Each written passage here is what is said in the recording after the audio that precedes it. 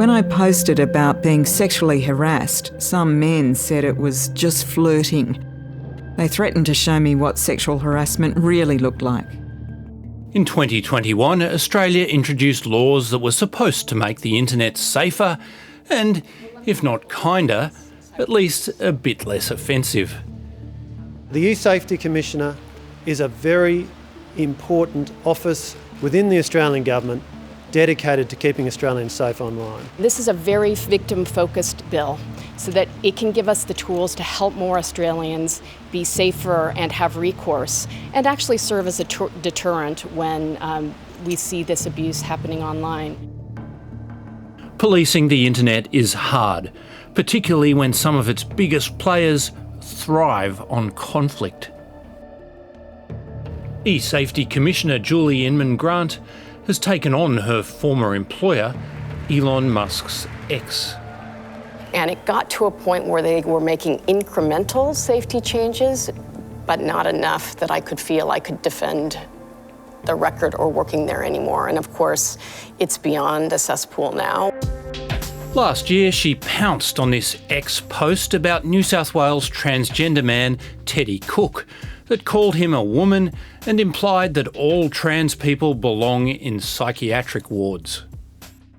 The post was from Canadian anti-trans campaigner Chris Elston.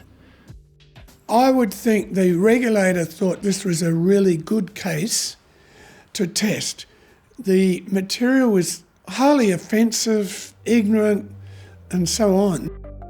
X agreed to block the post in Australia, but appealed the decision, which has now been overturned by the Administrative Review Tribunal. To be treated as cyber abuse, there must be an intention to cause serious harm.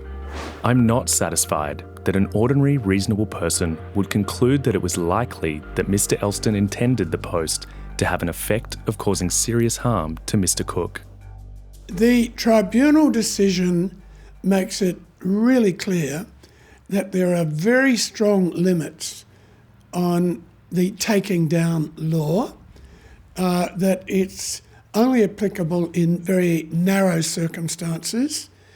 Any members of the public who think, perhaps naively, that the law stops offensive material appearing on the internet needs to wake up.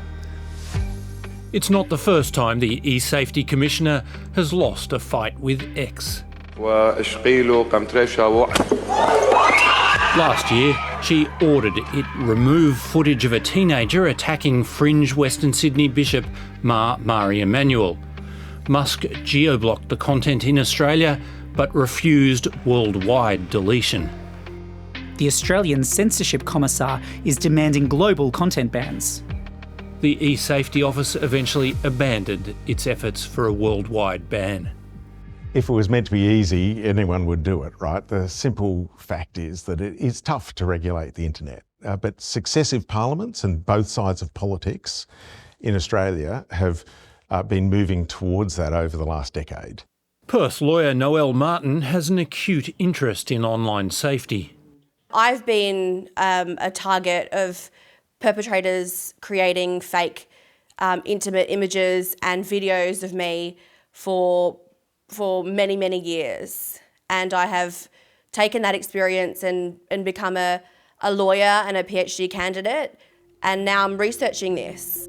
She believes the eSafety agency focuses too much on taking down individual posts and images rather than prosecuting the companies that host them. They have a suite of powers. They have enforcement powers, investigative powers, but these powers are being significantly underutilised. And instead, we're just seeing the informal removal of individual instances of online harms, and that's really a superficial and ineffective approach. eSafety told 730 that the law does not always allow it to take enforcement action. But it says it has a 98% success rate in getting platforms to take down revenge porn and serious online bullying of children. Alan Fells thinks the legislation targeting offensive posts might not be grounded in the real world. The law has a little bit of a symbolic aspect to it, until you dig into the reality that it's extremely hard to apply and only catches very extreme behaviour in particular circumstances. I think that what they provide is almost just like a safety blanket for people, where they can go to a place and there's a bit of help available. In the absence of that, oftentimes people had nothing, so I had nothing. But a safety blanket doesn't mean like any kind of meaningful recourse. Alastair McGibbon, who was Australia's inaugural eSafety Commissioner, says the agency will adapt, and Elon Musk's victory is Pyrrhic. It's gone from what you would class as being the town square online to being the back alley sewer. So with something like X, it's one of the greatest destructions in corporate value that you've seen from Twitter to X.